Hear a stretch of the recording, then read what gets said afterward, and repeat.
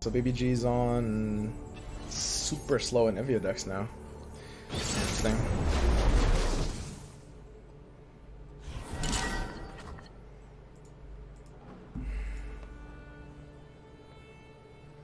I don't like giving multiple Wraith Callers here. This is like an Avalanche style deck, which is pretty anti-meta right now.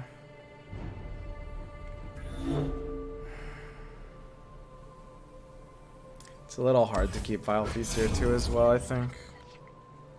Keeping one Wraith Caller feels good.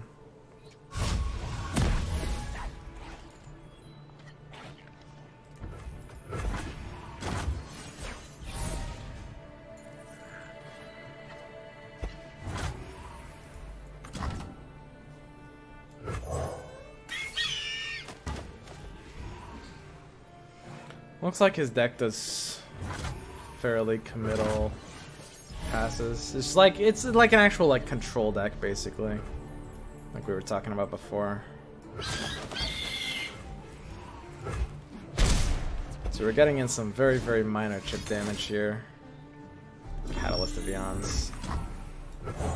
That's interesting. I mean, we can't punish with what we have. We're just like mid-range, so gonna work pretty well against this.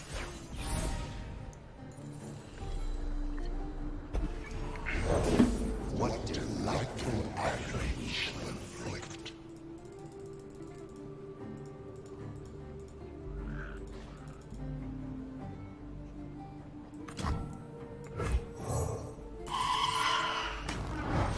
Come play.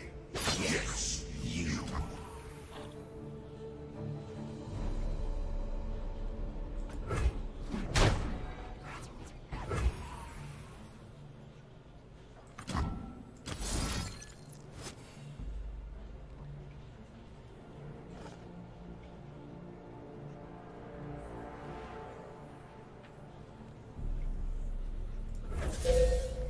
This looks good.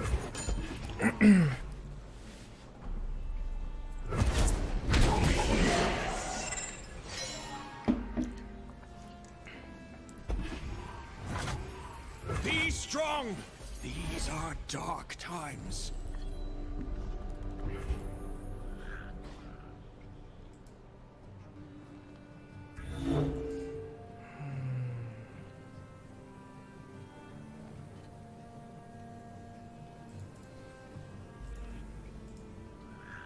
As Demacia wills it.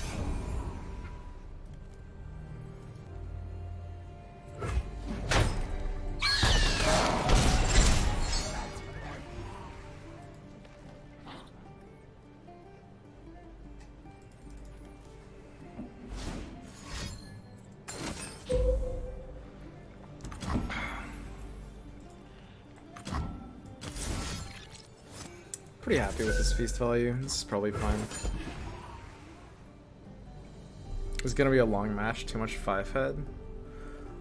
Maybe. I mean, I'm really behind here. This deck is basically built to beat mirrors. We don't really have enough like aggression to go under him here. Catalyst is gonna like that. Catalyst opener is just like super unpunishable. Thresh on 4. Like we're gonna need to end pretty fast. We don't want this to go anywhere.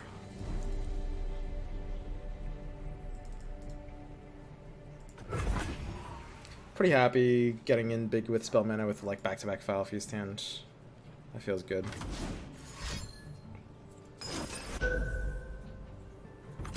Whoa! What? You have second Vile Feast then? If I have like second Glimpse, there's no way you can do that. If you have second Vile Feast, is that even worth it? I don't understand that play.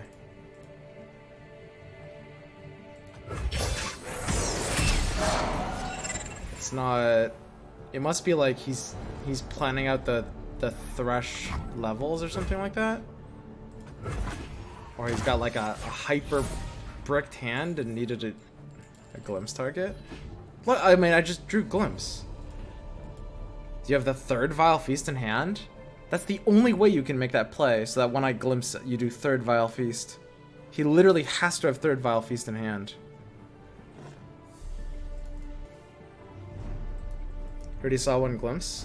Right. I'm still on. That doesn't matter. I'm on like 40% odds. You can't play like that. Even if you see 2 glimpses, it's still like weird.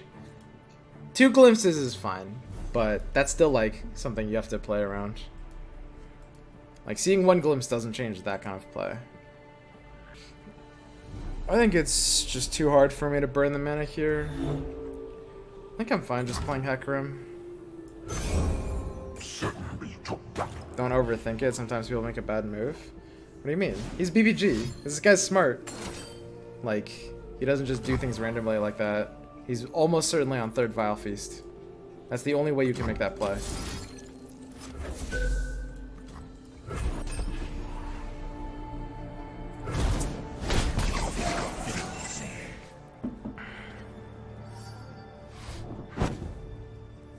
You know, you didn't have glimpse because you feasted the first feast, or like 2 turns ago.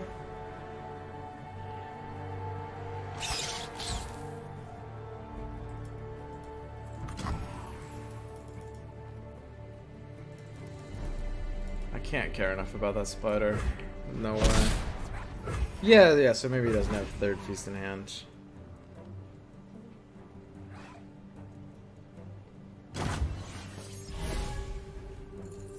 Yeah, that's true. If we attack, he'll never block. Which means we kind of get a free attack, which is nice. We're not looking for any sort of like weird Rasa cleanup. We have 8 mana, which gives us Protege into back-to-back, which I think I like better.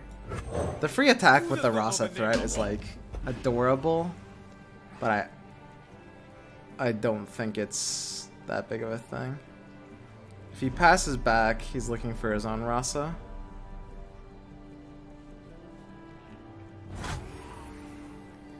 So he's looking for his own Rasa here. I actually think I don't mind giving this guy a Rasa. We will have Vile Feast and Redeemer.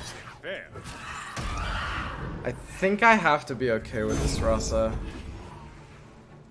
The one issue is I can't kill a spider because he might have glimpse. I'll try this. I'm not 100% sure. I need to like play more with these like Rasa matchups.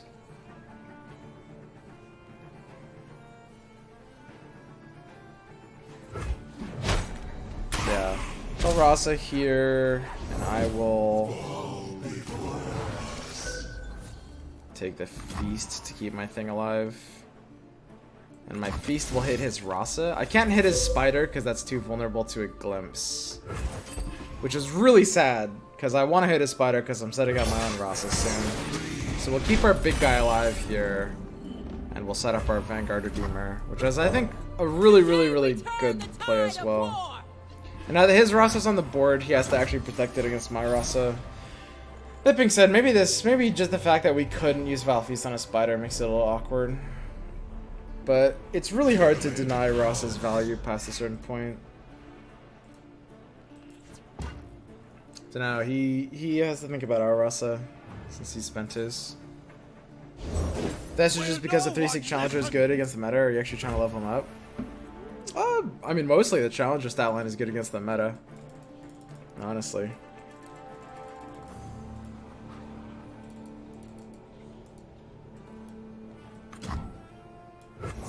But, that being said, I mean, he will take levels up here. Level up is a nice bonus, yeah, exactly. So he's trying to effectively burn a bit of mana here. He's burning more mana than us, honestly. He's burning quite a bit more mana than us. And I'm fine for the attack into like back-to-back or something. I think I just missed right here. I have 2 back-to-backs, so I'm super fine using one. If he wants to do something weird, I can go for it. I don't need to commit to Rasa.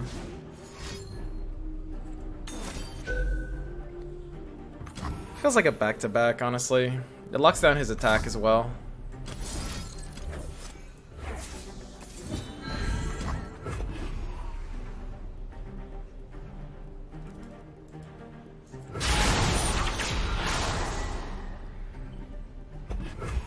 It's really hard to do this if you don't have the second back-to-back in hand. Did you get anything cool in your vault? I got a couple epics. Same thing I got last week. So yeah, that back-to-back is fairly nice.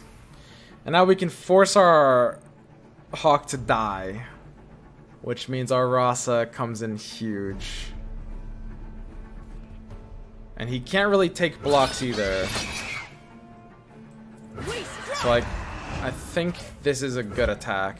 Like, we're the one threatening second Rasa. If he gets cheeky and puts us on second Rasa, we can sometimes get a big thing with back-to-back here. So he's happy to let the board wipe out, which I too am happy with. The question is, do we put him on second Rasa?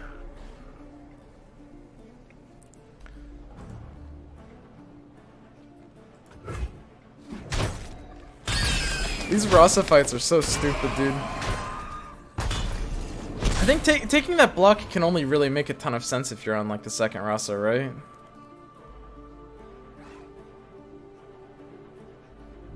Pulled it with Bjerg. Could be a Lidris. Like, he knows he can't Rasa now.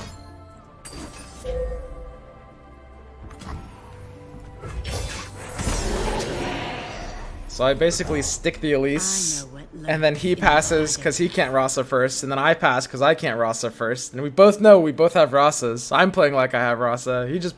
He has good odds off of Bjerg, and he's playing like he has Rasa. So he'll pass here. And I can't play a card because then he'll... Whoa, okay, he got Lidris instead. I think I'm totally fine to play Rasa here then.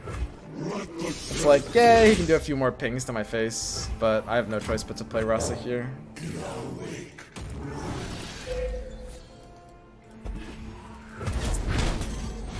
So, I mean, he'll send us to 5 with Lidris. But that's fine, there's not much I can do. I must end this madness before I lose myself. I will end this.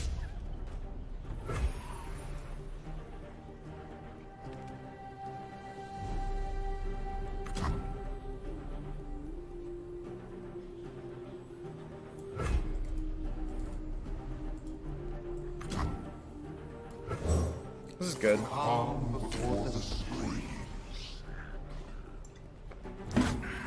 Whoever hits Ledros first wins unless you have a huge tempo lead. Really? You think?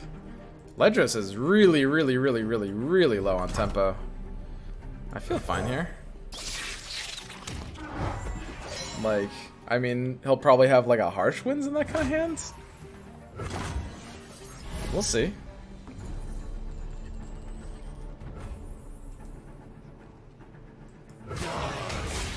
The big question is, do we purify the Ledros or do we purify to win through the harsh winds? It's kind of risky to purify through the harsh winds, potentially, right? This Ledros can block any of the others otherwise. It's gonna be on his action. We could use a I think we might just have to go in. I think we have to purify harsh winds here.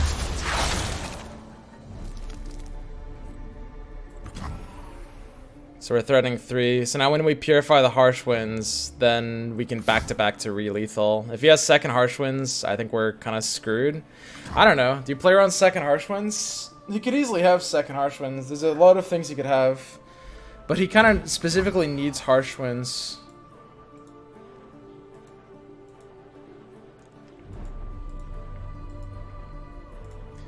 I'm gonna just purify this. I think it has to be right to just go for it here.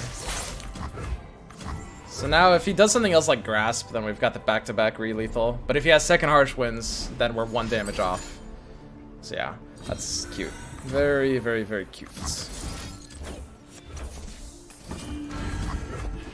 So we're good.